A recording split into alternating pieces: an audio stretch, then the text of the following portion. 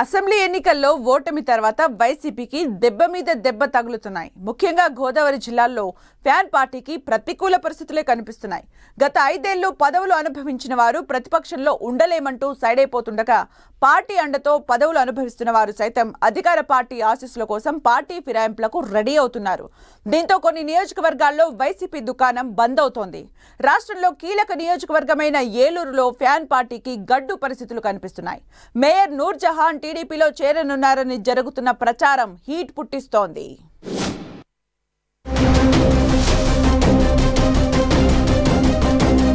గోదావరి జిల్లాలో వైసీపీ ఉనికి ప్రమాదంలో పడుతోందా అన్న అనుమానాలు వ్యక్తమవుతున్నాయి. గత అసెంబ్లీ ఎన్నికల్లో ఉభయ గోదావరి జిల్లాలను కూటమి క్లీన్ స్వీప్ చేయగా ఇప్పుడు స్థానిక సంస్థల ప్రతినిధులు కూడా పార్టీని వీడేందుకు రెడీ అవుతున్నారనే ప్రచారం హీట్ పుట్టిస్తోంది.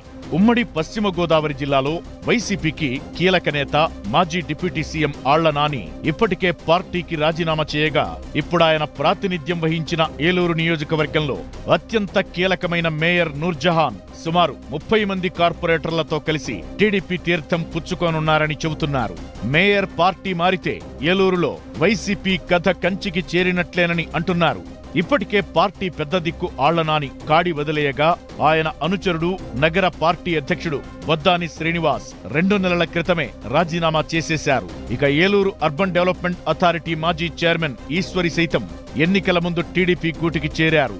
నాని, శ్రీనివాస్ ప్రస్తుతం ఏ పార్టీలో చేరనప్పటికీ వైసీపీతో మాత్రం తెగతెంపులు చేసుకున్నారు. ఇప్పుడు మేయర్ నూర్జహాన్ దంపతులు 30 మంది కార్పొరేటర్లు పార్టీకి రామ్ రామ్ చెప్పేస్తారన్న ప్రచారంతో ఏలూరులో వైసీపీ ఖాళీ అయినట్లేనంటున్నారు. మేయర్ నూర్జహాన్ గతంలో టీడీపీ నుంచి గెలిచారు. 2014 మున్సిపల్ ఎన్నికల్లో అప్పటి ఎమ్మెల్యే బడేటి బుజ్జి ప్రోత్సాహంతో రాజకీయాల్లోకొచ్చిన మేయర్ దంపతులు 5 ఏళ్లు టీడీపీలో కొనసాగారు. అయితే మాజీ ఎమ్మెల్యే బుజ్జితో విభేదాల కారణంగా 2019 ఎన్నికల సమయంలో వైసీపీలో చేరారు. ఈ కారణంగానే గత ఎన్నికల్లో బుజ్జి స్వల్ప ఓట్ల తేడాతో ఓడిపోయారని చెబుతుంటారు. ఇక వైసీపీలో చేరిన తరువాత కూడా నూర్జహాన్ కు మేయర్ పదవి ఇచ్చింది పార్టీ. అయితే గత ఎన్నికల ముందు తెరచాటుగా టీడీపీకి సహకరించారని నూర్జహాన్ దంపతులపై ఆరోపణలు ఉన్నాయి. దీనికి బలం చేకూరుస్తూ ఇటీవల కాలంలో మేయర్ దంపతులు ఎమ్మెల్యే బడేటి చంటితో సత్సంబంధాలు కొనసాగిస్తున్నారు. దీంతో మేయర్ మళ్లీ సొంత గూటికి వచ్చేస్తారని గత 2 నెలలుగా ప్రచారం జరుగుతోంది. మేయర్, కార్పొరేటర్ల చేరికకు టీడీపీ హైకమాండ్ కూడా గ్రీన్ సిగ్నల్ ఇచ్చినట్టు చెబుతున్నారు.